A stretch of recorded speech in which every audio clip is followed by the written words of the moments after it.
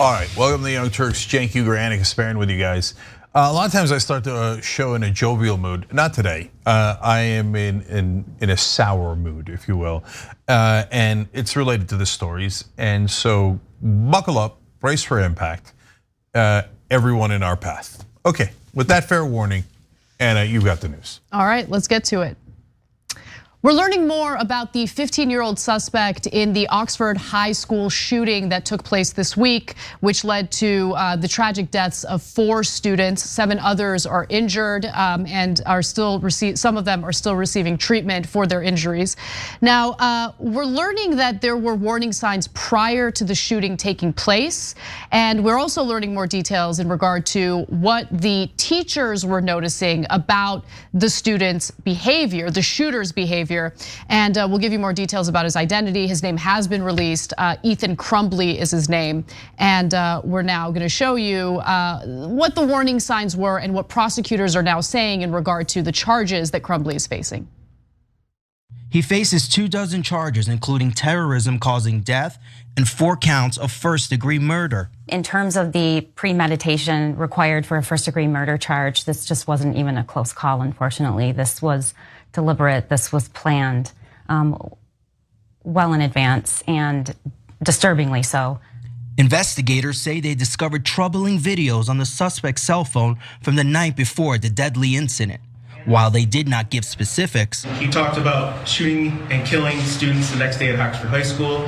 The Oakland County Sheriff says the suspect had meetings with school officials the day before and the day of the shooting for concerning behavior and another undisclosed issue. In fact, the parents were brought in the morning of the shooting and had a face-to-face meeting with the school. We did not learn of that meeting, nor of the content of that meeting until after the shooting. So they detail some of the behavioral issues that the teachers were noticing. And by the way, detail is a strong word because they haven't really detailed much in regard to what his behavior was, what he was doing that made the teachers concerned. We'll give you more details about what we have at the moment, but there were also other warning signs based on his social media posts prior to the shooting taking place.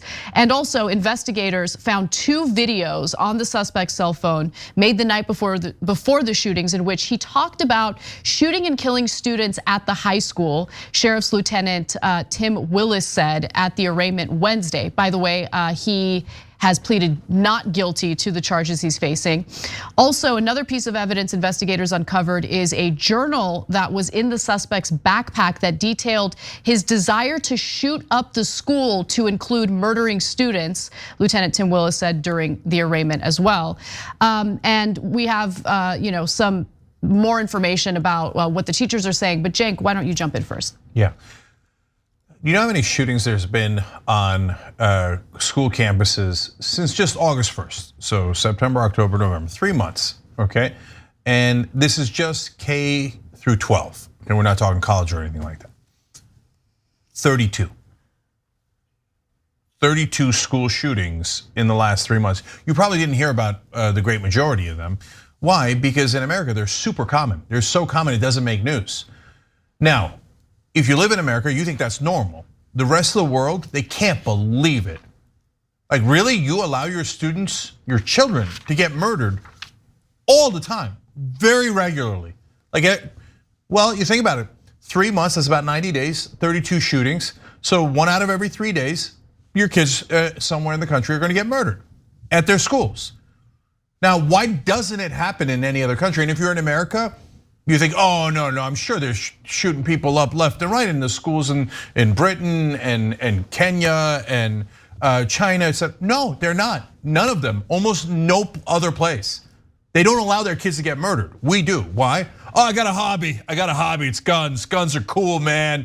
And I need it for government tyranny. So your kids are gonna get murdered. Not a big deal because I got a hobby. He's a 15-year-old. Why was he able to kill 4 people? Because he had a gun. You think he could have strangled 4 people to death as a 15-year-old in the middle of everyone else? No, but with a gun, he does it super efficiently, just like every other killer does in America. We've lost our minds in America, totally, utterly lost. When you allow your kids to get killed, nonstop slaughter of children. Because, the gun companies have to make more money, and right-wingers, oh no, guns. To them, their guns are more important than their kids. That's the sick people we have in this country. And of course, legalized bribery. So those gun manufacturers and the NRA pay off Republicans. Every Republican's corrupt. So they're like, oh yeah, I'd much rather take your donation and let the kids get killed. Who cares about the kids? I took your donation. I have more power, more fame, more money. So that's why your kids get killed. These are facts. They can make you uncomfortable, but they're absolutely stone cold facts. Yeah, and I mean, what I pointed out on the show yesterday while covering this story was just how, interesting it is to have these two stories happen simultaneously. On one hand, you have the school shooting. On the other hand, you have the Supreme Court hearing oral arguments in regard to Mississippi's anti-abortion law. And the argument is, well, we gotta outlaw abortion because we're talking about, babies. We're talking about babies' lives when it comes to abortion, right? But these tend to be the very same people under the same political group and party that seem to think that we need absolutely no common sense gun laws. I mean, the parents just allowed their kid to have easy access to this gun. And for the first time that I've heard of, the parents might actually face prosecution as a result. And they absolutely should. We'll get to them later in the show. But look, you like your gun and it's a hobby, you like to go hunting, it's your hobby, great. If you're a law-abiding citizen and you go through a background check, you can qualify to purchase a gun legally. But we need to have a system in place to make it exceedingly difficult for people who are gonna break the law from getting a gun. You shouldn't be able to access a gun from a private seller without a background check or from a gun show without a background check. There's too many loopholes. Yeah, I know, Anna, I don't know if I'm more to the left, whatever I am. I would, to me, banning guns outside of hunting and having your guns stored somewhere else outside of your house I would do that. And yes, right, oh no, my guns. What do I care about your kids? My guns, right? No, Second Amendment. No, Second Amendment says that you must be part of a well-regulated militia. You're not in a militia and it certainly ain't well-regulated. Acquire some reading skills, okay? Oh, but the Supreme Court also said that corporations are human beings. The Supreme Court also said that giving millions of dollars, even billions of dollars to a politician isn't a bribe. No, the Supreme Court is corrupt. I mean, if they're gonna make the Supreme Court argument, then Supreme Court said that it's a woman's right to choose, right? That it's a privacy issue. So you can't cherry pick what you like and don't like about the Supreme Court. But nonetheless, let's move on to other warning signs. And those warning signs were all over social media, apparently. He had posted this image of himself holding the very gun that he used to gun down his schoolmates. So there it is. I just want to say one quick thing about that. Sure. You see, if that was the UK, that would be a huge deal and the police would immediately investigate, right? Here in America, pictures of guns on social media, there's literally millions of them because we have a murder culture in America. So they're like, oh yeah, guns, yeah, guns. Oh, I got my guns. Who are you gonna kill? Who are you gonna murder? Oh, let's go murder everybody. Guns. That's America. No other country does that. Oh, well, banning it wouldn't help, really? You know what percentage of homicides are done by guns in America? 73%. Now, you're probably not surprised by that. Killing somebody, 73%, that makes sense. Guns are much more efficient. You know how much what percentage of the homicides are done by guns in the UK? The UK bans guns, 4%.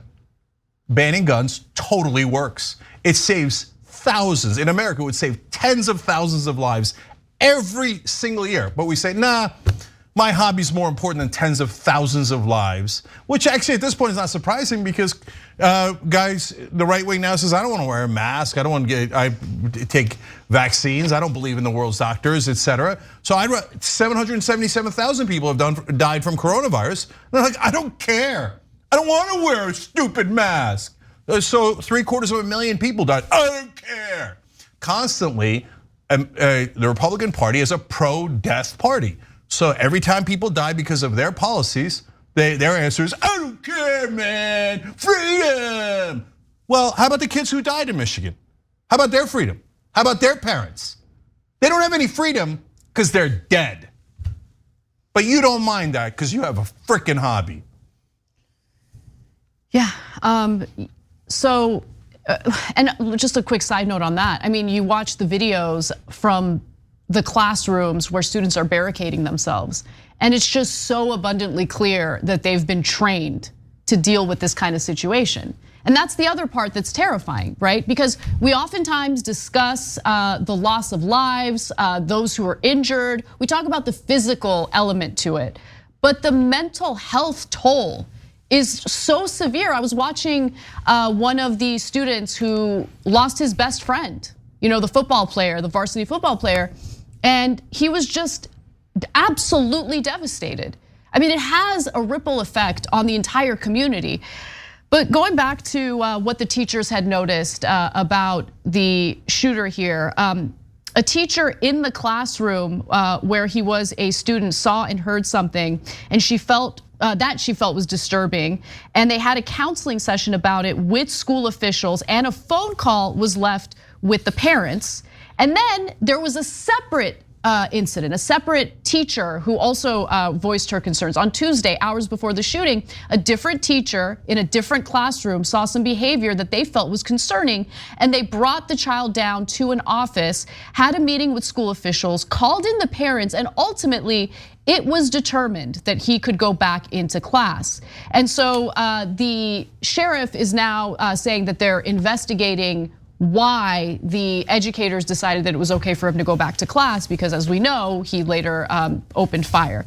And we know more details about what he did on that day because of the, he showed up to court and pled not guilty. Prosecutors said video from school surveillance cameras showed the suspect with a backpack, then a minute later exiting a bathroom without the backpack and with a gun in hand. The shooter began firing outside the bathroom, prosecutor Mark Keast said. After students started running away, he proceeded down the hallway at a methodical pace and shot inside classrooms and at students who hadn't escaped. That continued another 4 or 5 minutes until he went to another bathroom. Video from the school shows the assailant fired at the victims at close range, often aiming at the head or chest. And again, we still don't know what his motive was. But this is what we know so far based on what they said in court. So a couple of you made the same comment. Jason Ray did in YouTube Super Chat, and then one of our members with the handle Ice Cream and Cake wrote in, you know who else talked about and made videos saying he wanted to shoot people and then did? Kyle Rittenhouse. And so he became a right-wing hero. The parents of this murderer are right-wingers, MAGA through and through. We'll get to them in a minute. So I don't know why they sent him back to school after, I don't know to the degree to which the school had information that he loved guns and talked about killing his classmates. But in America, again, because of the right wing, I know if you live anywhere else, you cannot believe it, but it's absolutely true. In America, that's like normal.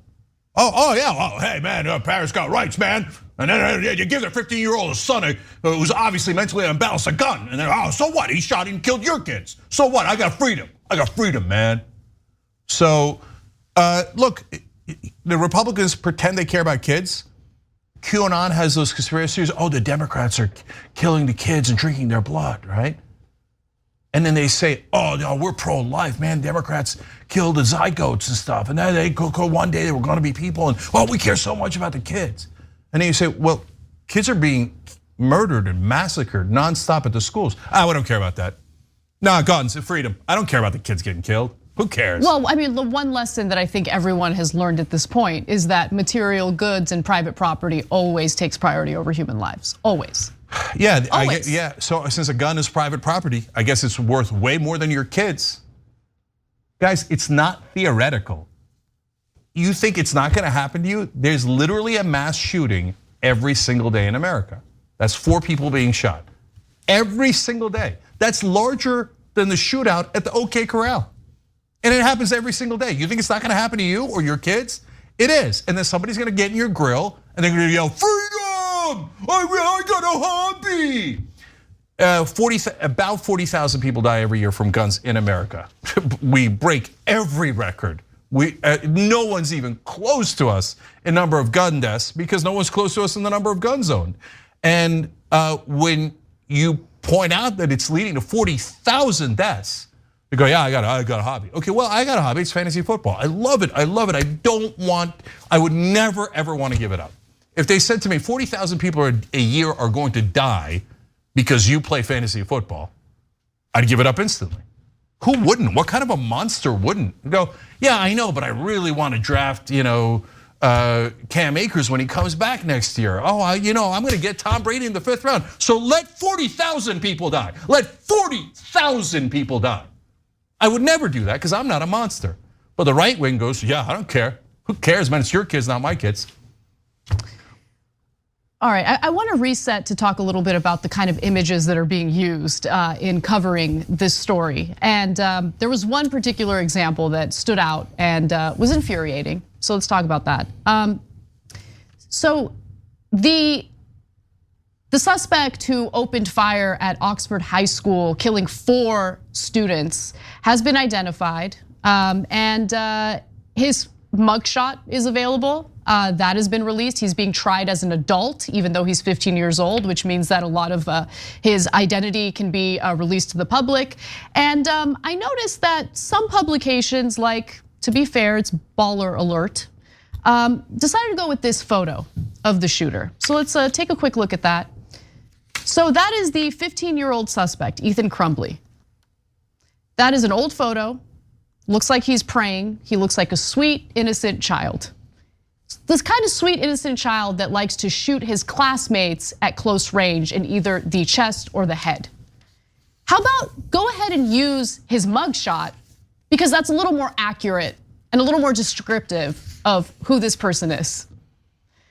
I don't know what people are thinking. Like, what goes through your head when you decide to use that sweet, innocent looking photo of someone who just gunned down 4 of his classmates or schoolmates? They're probably right wingers who are pro gun rights.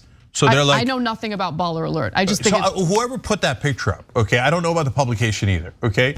But they probably think like, oh yeah, guns are awesome. Oh, he murdered your kids? Who cares? He was praying though. To be fair, he was praying earlier. Seems like such a sweet gun owner. Oh, he murdered your kids. On the other hand, I like guns and I like fake prayers. And by the way, after he murders your kids, I'll give you thoughts and prayers. No thanks, keep it. Look, to be fair, we don't know the exact details of who put that up and why they put it up. So it's possible they made a mistake. It's possible they just grabbed a photo from online. Laziness is also totally possible. But as we told you earlier in the show, and many of our members wrote in, well, Kyle Rittenhouse made a video about how he wanted to use his guns to kill people, and then he went and killed people, and then he became a right-wing hero. So countdown to this guy becoming a right-wing hero.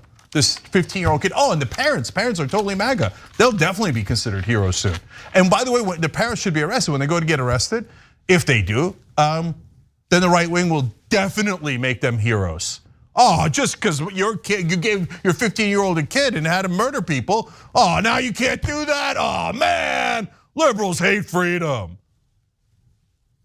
Well, let's take a break before we get to his parents. His mother had written an open letter to Trump. We have details of that open letter and more when we return.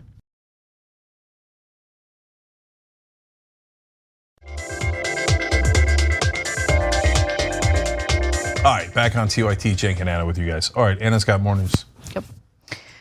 All right, well, Oakland County prosecutor Karen McDonald is considering prosecuting the parents of the individual who opened fire, killing 4 of his classmates at Oakland High School.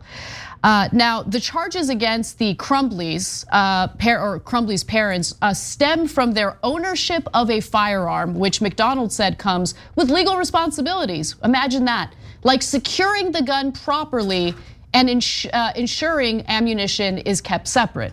So there are, luckily, in the state of Michigan, regulations pertaining to the ownership of a firearm. So you have the right to own a firearm, but if you do, you obviously need to keep it safe so your children don't have access to it and either accidentally or intentionally shoot someone. And I say accidentally because there have been countless stories of children who come across a gun in the household, play with it thinking it's a toy, and then accidentally shoot themselves. And it's tragic every single time it happens. It happens all the time in this country. And honestly, I'm sure that there might be other examples from the past. But as far as I know, this is the first time after a school shooting where the parents might be held liable. And that's a good thing. Yeah, they should definitely be held responsible. And if you're saying, well, Cenk, you don't know the facts. No, I do know the facts. The dad bought a gun, and a couple of days later, his 15-year-old son took it and murdered 4 other kids and shot up the entire school. 7 are wounded. And so I don't care if he did it on purpose or if it was negligence. Oh, I left it on the couch. Who would have thought my son would take it and murder people with it? I would have thought that. I would have thought it. That you should lock it up. If you don't lock it up and you're just negligent, accessory to murder. Accessory to murder, definitely. If you own a gun and you're not locking it up and somebody comes and takes it and shoots people with it, you are responsible and you should go to jail. Probably for the rest of your life. By the way, remember the McMichaels, the individuals who just got found guilty of murder in the murdering Ahmaud Arbery. They had left their truck unlocked, and there was a gun in a holster in the truck. Someone went into the truck and took the gun. I mean, there should be charges for that as well. Guns are not toys, okay? Like, can we at least be a little bit responsible when we're dealing with something that has the potential, that has honestly the only real utility to kill, whether we're talking about animals or people. But anyway, let me give you more details about the parents here. So the Crumbleys joined in on the court date where Ethan, their son, pled guilty, not guilty to the charges. So here are the Crumbleys. We have a screenshot of them during the court proceeding. Also, in November of 2016, Jennifer Crumbley, the mother, posted her open letter to Trump on her blog, The Daily Beast reported. Now, her husband, James Crumbley, isn't super political, but he did share that blog, and he wrote above a link to his wife's open letter on Facebook. My wife can be spot on sometimes. So we know that he, in the very least, agrees with her political views. Now, her political views are relevant to the story because she does talk about firearms in her open letter to Trump. She says, as a female and a realtor, thank you for allowing my right to bear arms, allowing me to be protected if I show a home to someone with bad intentions. Thank you for respecting that amendment.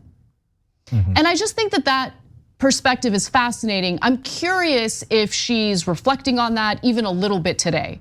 Because while she sees the gun as an incredibly important tool to protect her life in case she ever is dealing with a threat, she wasn't responsible enough, her husband wasn't responsible enough to keep it in a safe place so the community could be protected from their murderer son.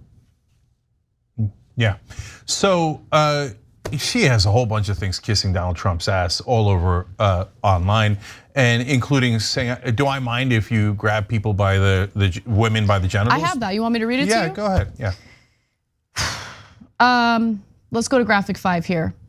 Mr. Trump, I actually love that you are a bad public speaker because that showed sincerity and humility. You changed your mind and you said, so what? You made the famous grab them by the P word comment. Did it offend me? No. I say things all the time that people take the wrong way. Do I mean them? Not always. Oh, that's nice. She also says, do I agree that you should have shown your tax returns? No, I don't care what you do or maybe don't pay, whether you do or what you do or don't pay taxes. I think those are personal, and if the government can't lock someone up over $10,000 of unpaid taxes and you slipped on by, then that shows the corruption. Of course, none of that makes any sense. Okay. Right, like, oh, okay, so you didn't pay your taxes and some other guy went to jail for not paying his taxes, but only $10,000 and you didn't pay $100 million. You snuck by, that doesn't show that you're guilty, it shows that everybody else is guilty. Okay. Or whatever, I don't care. Look, so they're MAGA, and so I don't agree with them.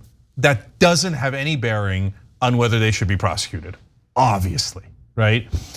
But their point of view on firearms is super relevant because it led to 4 kids being killed and everybody else being shot, 7 shot, and the rest of the school terrorized. So that is directly relevant to whether you broke the law or not. So it's obvious that they're super flippant about guns. The dad bought the gun a couple of days before the kid used it. So the very first, the police should pull them in instantly. If they haven't already been questioned, it's a travesty. Did you allow your kid to use a gun? Knowing how much you think it's awesome to use guns, did you encourage your 15-year-old murdering son to use the gun? That's a super fair question, because your son got the weapon and murdered other people's kids.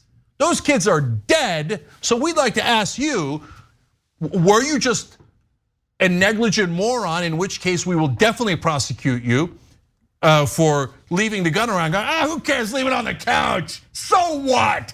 We got a 15-year-old in the house, he seems mentally unstable, talking about violence all the time, so what, let him have it, maybe he'll murder other people's kids, so what? Then you should be prosecuted. But if you encouraged him to get the gun, you gave him the gun, you should go away for life. Those other kids aren't coming back. If I was a family member of those other kids, what about their freedom? What about their freedom? Do other parents have any rights? Do any of us, the rest of us, have a right to live? No, I mean, we've seen time and time again that the freedoms, the opinions of anyone who isn't right wing in this country don't matter. So if you have a school or a student going to a public school and right wingers have targeted that school because they don't want students to learn American history, they're gonna get their way because they harass and terrorize school boards until they get exactly what they want. So who cares if you actually give a damn about your child getting a decent education? They're gonna deteriorate everything that's left in this country that could actually benefit you and your family. I mean, again, like who made them the arbiters of what freedom is? Freedom to them is being able to do whatever the hell they want, whenever they want, however they want. But our freedoms don't matter at all. A woman's freedom to make decisions about her own body doesn't matter. They don't like it. They don't like it. So they have this long-term project that's now coming to fruition with rolling back reproductive rights with this super conservative Supreme Court. Okay? Yeah. Anna, you're making a great point. You know, all those parents went and yelled at the school boards over critical race theory that isn't being taught, and oh, you're trying to protect our kids' lives with the masks and stuff like that. And they were like furious about it. Are they all, and they all claim to be pro-life. Are you all gonna go yell at the school board members now all across the country for the violence, for the deaths? No, you're cool with that, right? Oh, the kids got murdered? No big deal, no big deal. Oh, a thing you're not teaching, I'm really angry about it. You're trying to protect my kids, I'm really angry. Oh, you let him die? Who cares? Who cares? No, we're not worried about that. We're the pro-life party, but we don't mind kids getting murdered in schools because I got a hobby. I got a hobby, and I'm part of a well-regulated militia. You don't know it, it doesn't exist, but hey, you know what? Guns, guns, guns, guns, guns, guns, guns. I'm pro-life, my ass you're pro-life. 40,000 people a year die because of guns in this country. It does not happen in other countries. The number is astronomically lower because they don't allow everybody to have a gun and go around shooting up schools. We have right to live. We have a right to freedom. We have the same rights as the right wing, and they do not have a right to kill us. They do not have that right. It is the very first law in every religion and in every society. You're not allowed to kill other people. But now the right wing are legitimately having a debate in this country. Well, if I have a contagious disease, can I smear it all over you? So what if you die? I don't care about your life. Aren't I allowed to kill you? Okay, oh, I got guns and I gotta let my 15-year-old grab it and shoot your kids. So what? So what? I got freedom. They're literally having a debate about whether they should have the freedom to kill us. That's insanity, insanity. But it's never gonna get fixed. You know who's as angry about this within the Democratic Party? No one. No one. No one, zero. I haven't heard a single person. The shooting happened yesterday. No, 2 days ago. Sorry, 2 days ago. It happened 2 days ago. Where are they? I'm sure that Biden sent a strongly worded letter to someone, to the ether. Okay. I don't even think he did that. I don't even think he's probably a coward who's sitting in the bunker going, oh no, don't criticize the right wing, no. What if I say something about guns and it costs me votes? No, he's gonna change the country for the better through the art of persuasion. How's that going for you, Joe? How's that working out for you? Have you persuaded the right wing yet? Have you? Come on. Look, we're all doomed because the Republicans are monsters and the Democrats are cowards. I'm talking about the politicians. And given that, it's a recipe for disaster, and we live that disaster every single day in America. The next story is kind of a positive one, so I kind of want to take a break and just decompress a little bit. When we come back, we're gonna give credit, or at least I'm gonna give credit to someone I don't typically give credit to, Jen Psaki, because I think she handled a question from Peter Doocy really, really well. We'll tell you what it is when we come back.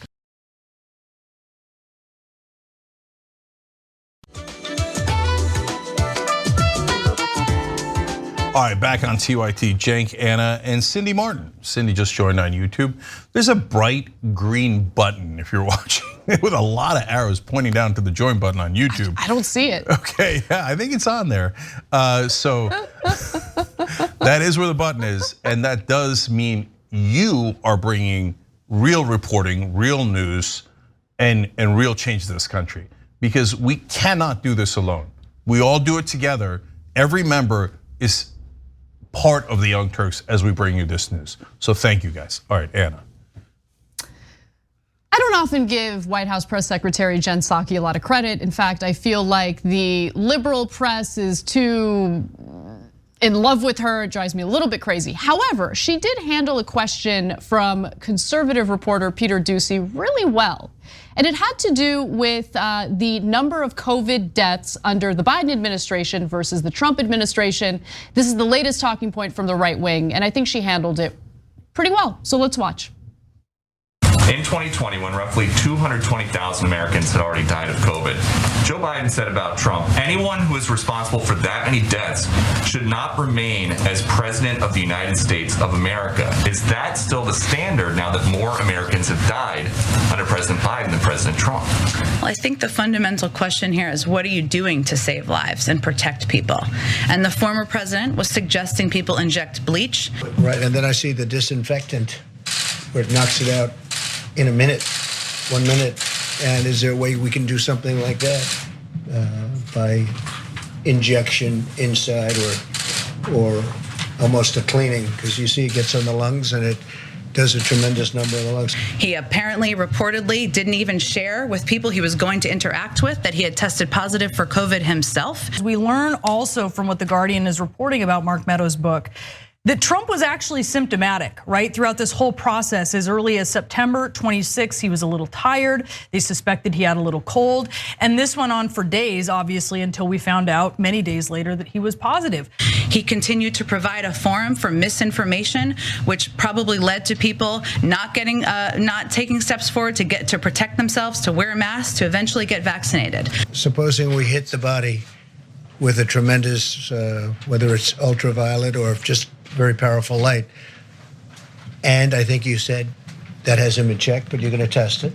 And then I said, supposing you brought the light inside the body, which you can do either through the skin or in some other way. And I think you said you're going to test that too. Sounds interesting. This president has made the vaccine widely available. He's relied on the advice of his health and medical experts, and he is trying to be a part of solving this crisis, getting the pandemic under control. And I think there's a pretty stark difference between their approaches. And there is a stark difference between their approaches. And we should talk about COVID deaths under Trump versus under Biden, because the talking point isn't accurate. Wow, what a shocker. Let me just quickly give you the numbers, Cenk.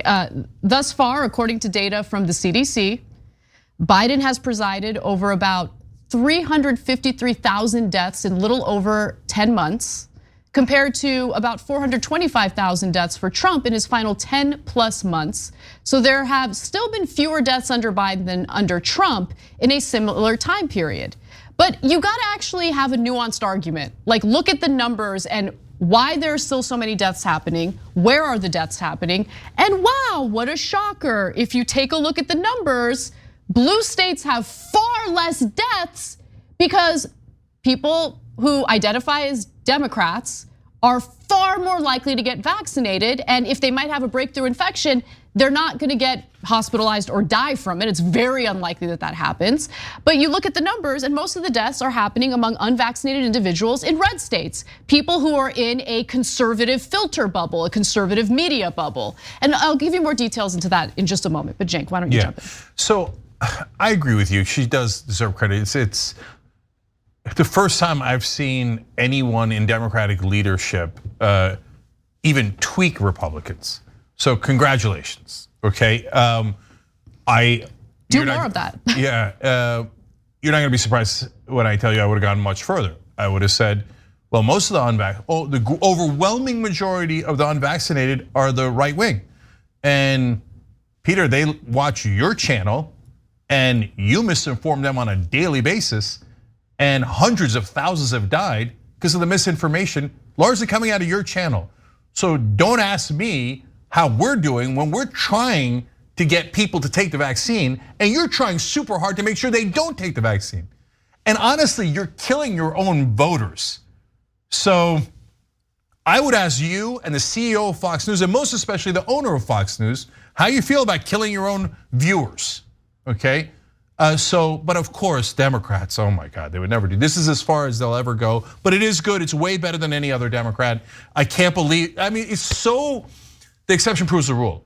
Like, since the Biden White House never, ever, ever, ever fights back against Republicans, the one time they do a tweak, we're like, yes, yes, yep, right? It's true, it's so true. Like guys, look, we inserted the clips of Trump saying what he did in between Psaki's comments. Why didn't the Democrats run that 24/7 as an ad? Totally. So like, there's no, you can debate whether Republican voters, what their intelligence is, or if they're really stuck in a bubble, as Anna says, and I think they are, right? But you cannot debate Trump's intelligence. You saw it, we all saw it with our own eyes. No, but Cenk, they can insert the UV light either through the skin or by some other means, like by what? Like through your butthole? Like what are you talking about? He's like, they could take the light, what did he say? The light into the body. They could put the light into the body. Okay, so look, if you're a dentist, well, actually you're in the medical field, you should know too. Let's pick another, you're an architect, okay? You're a smart guy, etc., but this is not your field, right? So you don't know that injecting bleach into your lungs is a bad idea. I'd be a little surprised by that, but I'm gonna let it go because it's not my job to rule your life, right? But when the president of the United States, in the middle of the worst pandemic of our lives, does not realize that you should not inject disinfectant into your body, he is incredibly stupid. Like one of the dumbest people I have ever seen in my life.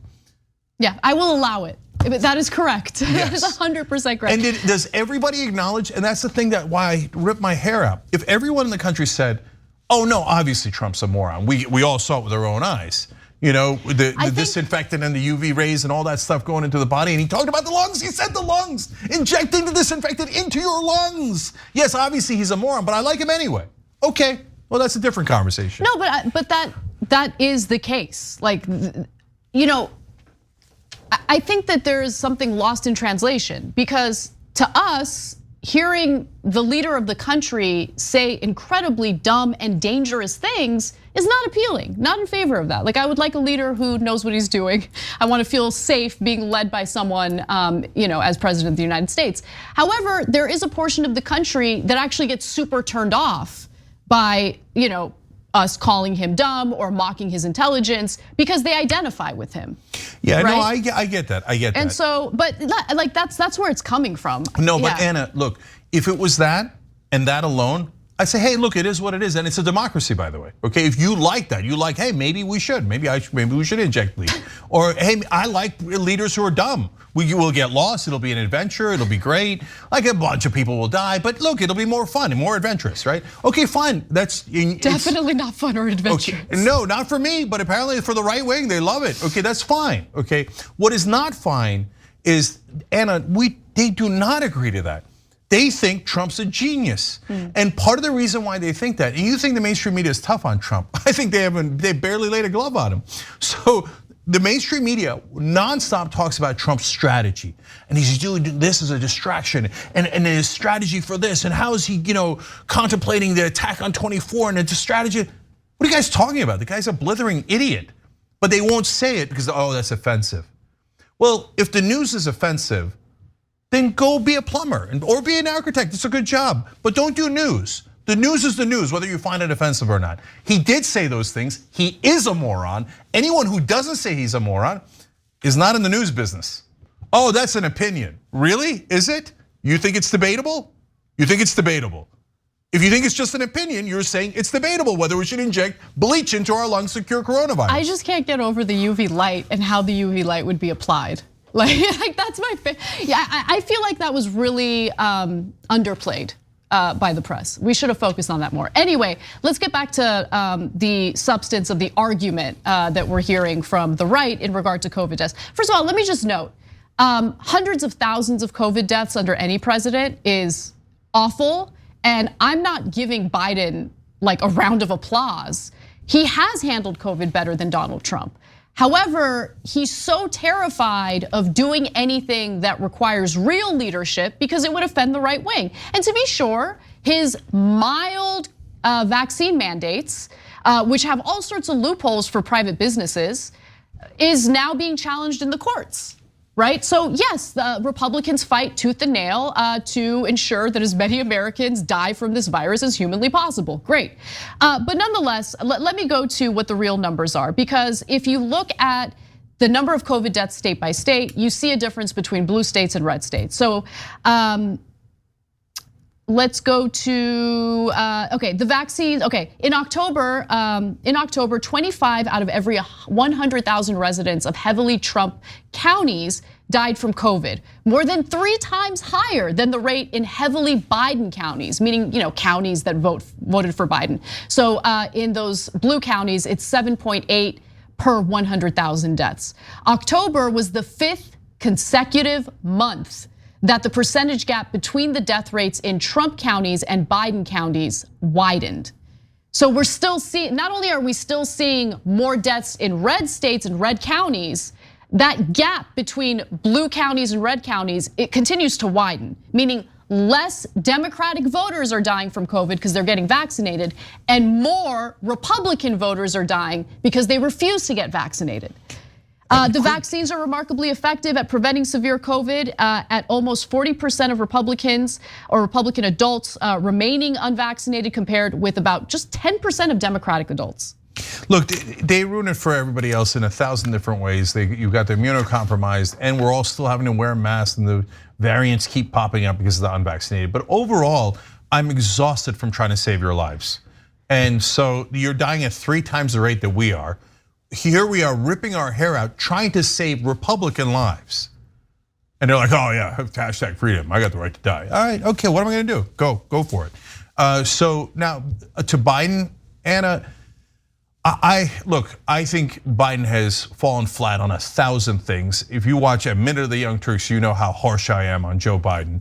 And I will be in this context too in a second. But in terms of what he's doing to fight it, he is 100 times, 1,000 times better than Trump. Yeah, I agree. He's desperately trying to get people to take the vaccine to save their lives. Whereas Trump was like, oh, I don't care, man. Don't wear a stupid mask. Oh, who cares? Trump was all about the vaccine when he thought that it would help him politically. But once he realized that the vaccines wouldn't be developed in time for him to use it as a campaigning tool, then all of a sudden he doesn't care about the vaccine at all. Remember, 100%. He wouldn't shut up about, what was it, Operation Warp Speed. Warp Speed, exactly. He wouldn't shut up about it, right? And in fact, he tried that in a speech in Alabama after the election, right? That happened fairly recently. That's a point Anna's making.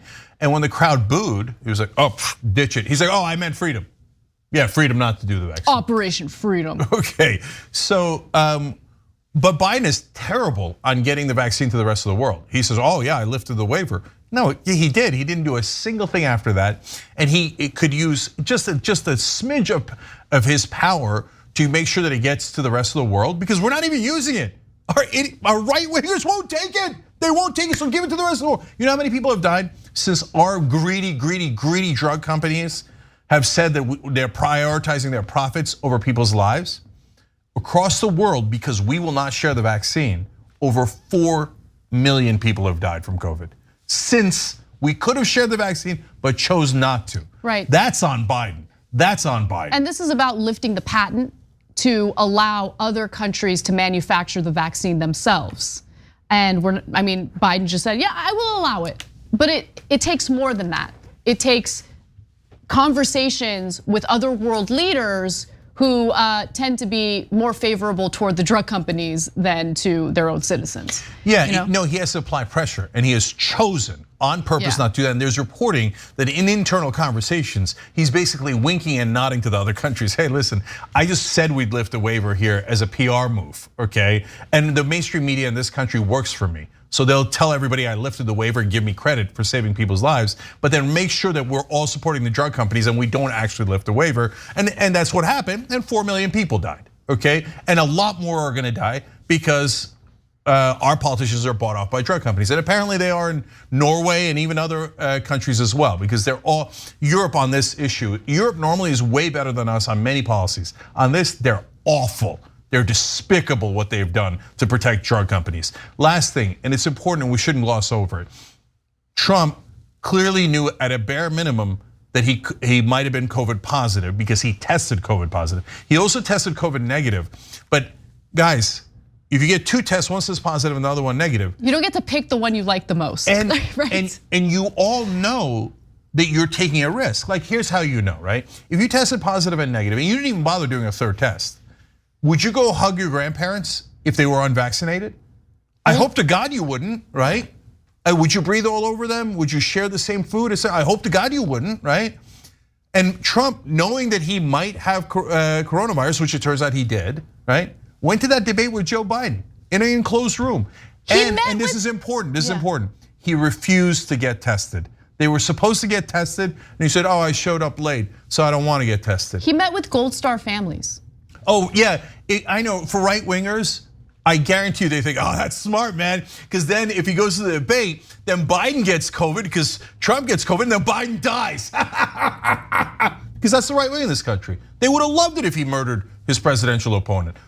I'm not joking. If Trump had given COVID to Biden and Biden had died, I guarantee you the majority of Republicans would have celebrated. I guarantee it. They've become a party of death here. It's a death cult. Okay, but do you guys care about anything you've ever said in your lives? Oh, support the troops. He went, and in that meeting with the Gold Star families, he actually literally hugged them and kissed them, knowing he might be COVID positive. Because it might have given him a little bit bad PR if people found out he was COVID positive. And so that was a super spreader event. The Rose Garden event for Amy Coney Barrett turned out to be a super spreader event. And people didn't know, they're like, wait, everybody was tested. Well, how could they have, so many people at that Rose Garden event gotten COVID? Well, guess the one person who refused to get tested before the event and who knew he might have COVID? Donald Trump. And he gave it to his own Republican colleagues and allies. On the other hand, he tried to murder his own vice president. They said hang Mike Pence, and he encouraged them, and he never apologized for it. The guy is a fascist. He's just, and the reason I get so animated about it is if we all agreed that he's a monster, but you like him anyway. We all agreed he's a moron, but you like him anyway, I could live with it. But when people deny obvious reality, if they said about your business partner or your best friend, people tried to murder him and hang him, and it was because of something you said, wouldn't you apologize to the guy? Oh my God, I'm so sorry, I never meant it. Oh, I can't believe they tried to kill you. Trump's like, no, you shouldn't have certified the elections. It's amazing. He's a monster through and through, and if you like him, what does that say about you? Well, later he'll be bragging about crowd sizes from January 6th. I'm not even kidding. So you do not want to miss that. It's an incredible story in the second hour today. And I'm going to squeeze in one more story. I think we can do it quick before we end the first hour. And it's about the spending bill. So, Senate Minority Leader Mitch McConnell shockingly pushed back against the more extreme elements in his party when it comes to the spending bill. Now, the House has just passed a stopgap spending bill, which would fund the government and avoid a government shutdown. I'll give you some more details about that in just a moment. But before I do, why don't we hear what Mitch McConnell had to say about what some members of his own party are urging him to do? I don't think shutting down the government over this issue is going to get an outcome. It would only create chaos and uncertainty.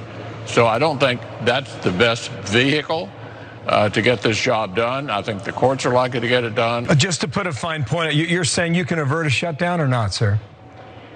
Yeah, we're not going to shut the government down. That makes no sense for anyone. Almost no one on either side thinks that's a good idea.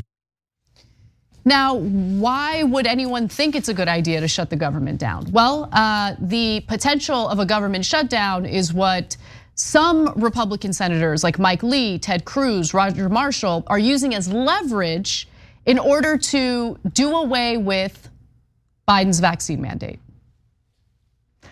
A pair of Republican senators, more than a pair by the way, Mike Lee of Utah and Roger Marshall of Kansas, add Ted Cruz to the mix, are threatening to delay the government spending bill if funding to enforce vaccine mandates is included in the bill. Okay, so let's just acknowledge that what Mitch McConnell said is not at all true. He said nobody wants to shut the government down. Well, then why are we talking about it? Then it would pass easily and we wouldn't shut the government down. Why are you on TV talking about it? Oh, right, because your party actually does want to shut it down. So those are facts, there's no question about it. But he comes on TV, lies. Of course, nobody calls him out on his lie. But at the same time, McConnell is apparently against shutting down the government. You just heard him say it, right? And you might be wondering why. Isn't he as right wing as Ted Cruz, etc.? Well, in a sense, yes. But who does Mitch McConnell work for? You think he works for the people of Kentucky? Welcome to America. It's nice to have you here. No. He works for his donors. Those are the people who write checks for him, millions and millions of dollars, and he serves them.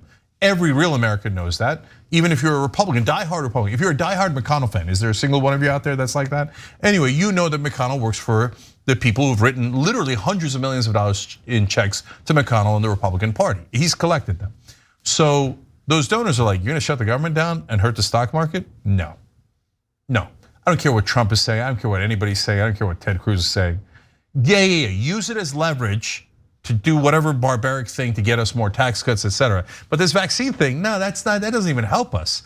Corporations want vaccine mandates, right? So no, Mitch, put that stuff away and go out there and tell everybody nobody's shutting the government down. And that's why you're seeing what you're seeing. And the reason why corporations want vaccine mandates is not because they're actually concerned about the safety and well-being of their employees. They're worried about being held liable if their employees get sick or die from COVID.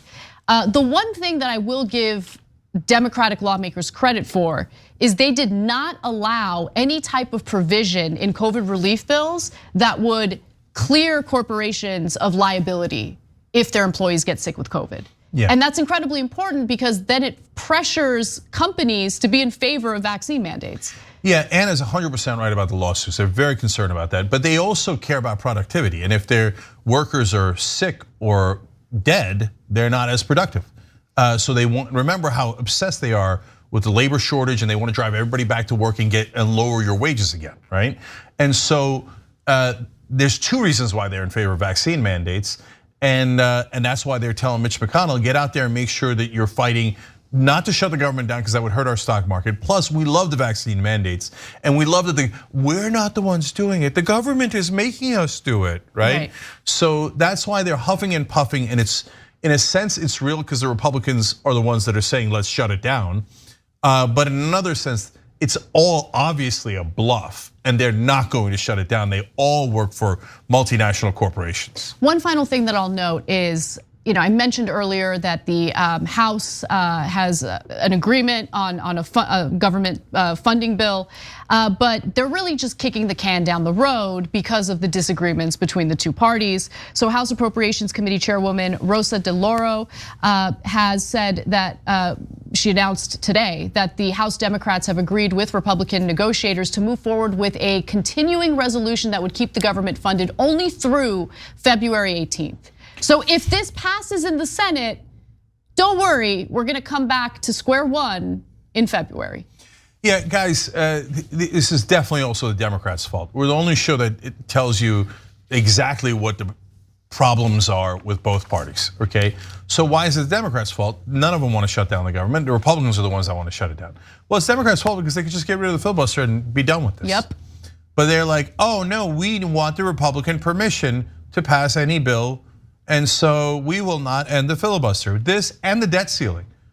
My God, the debt ceiling was worse. It is. We breached the debt ceiling and we're going to have a massive economic collapse. And by the way, you will not be able to get your Social Security check, your Medicare check. You won't get any of that. It'll be a global economic meltdown. And the Republicans are playing with that danger. And the Democrats are like, yeah, I know, but on the other hand, the filibuster. And the parliamentarian, she hasn't given us permission yet. And the filibuster was mainly meant to protect lynching laws. Like there was anti-lynching laws, and they didn't want that. They wanted the Republicans back then. And by the way, not just Republicans back then, there was Dixiecrats. There were Democrats who were also deeply racist back then. They all used the filibuster to make sure they can keep lynching black people. And that is the deep, wonderful Senate tradition of the filibuster. It was used almost exclusively for that. And 100% of the time to prevent civil rights. So Manchin says, I love that so much. I love the deeply racist history of the filibuster. It now allows me to protect my corporate donors. Yep. So me and Sinema are gonna block you getting rid of the filibuster. So we're gonna play chicken with the entire US economy and your jobs and your Social Security checks and all of your well-being because we would rather need to ask permission from the Republicans because it's not really about the Republicans. They're asking permission of their donors. My favorite thing is seeing tweets from the Democratic Party about the midterm elections and how we need to elect more Democrats. Oh, shut up, Democrats. Yeah. Okay, you have no idea how exhausting you are, right? Oh, you guys, progressives are not sufficiently pro, idiot, weak, corrupt Democrats. It's your fault. Why isn't it your fault that you're corrupt in the first place? No, you didn't cheerlead for our corruption enough. And so, no, if you give us more corrupt Democrats, then we might pass things. Really? Are you gonna get rid of the filibuster if we do? No. We need 60 Democrats in the Senate. How the hell are you gonna get 60 Democrats in the Senate? It's embarrassing. It really is. It's super embarrassing. No. What we need is 52 senators, so we don't need Manchin and Sinema. Are you guys crazy? If they don't need Manchin and Sinema, guess what's gonna happen? 2 other Democrats are gonna pop up and say, oh, no, I love the filibuster too. I was just hiding behind Manchin's skirt. And so, surprise, here's Menendez, surprise, here's Coons. And they'll all come out and go, oh, no, I love the racist lynching history of the filibuster, and I wanna keep it too. Corporations, are you happy? Give me more money, So it is the vile Republicans and the corrupt Democrats that have left us in this situation. All right, I promise there are some fun stories in the second hour. So let's take a break, and when we come back, we'll get right to them. Thanks for listening to the full episode of The Young Turks. Support our work, listen ad-free, access members-only bonus content, and more by subscribing to Apple Podcasts at apple.co/TYT. I'm your host, Cenk Uygur, and I'll see you soon.